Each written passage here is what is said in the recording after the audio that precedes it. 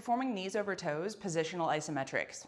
So if you have access to a slant board, like what you see people stretching their calves on at the gym, they typically look like this is the best apparatus for this. If you don't, I would find a thick hardback book that you can use. A yoga block may be a little bit too high, but you can test it and see how it feels.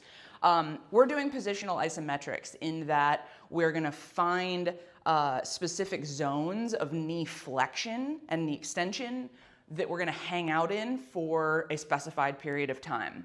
I'm gonna outline this in a series of 3 zones, and then in your program, you should consult the notes section to figure out what zone that you're gonna be operating from. So if I were on my slant board, zone 1 is gonna be a slight bend, somewhere between 120 and 150 degrees of this knee angle. Zone 2, you're gonna push forward a little bit further. You're gonna be pushing somewhere between 80 and 110 in this realm.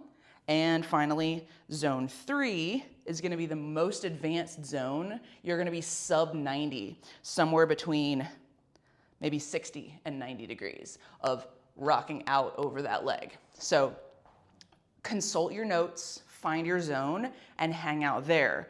If I were doing this as a rep, let's say I'm gonna be in that 90-degree realm. I'm letting my knee track forward over my toes, finding this roughly 90 degree, using my back leg for balance, and hanging here for the specified period of time.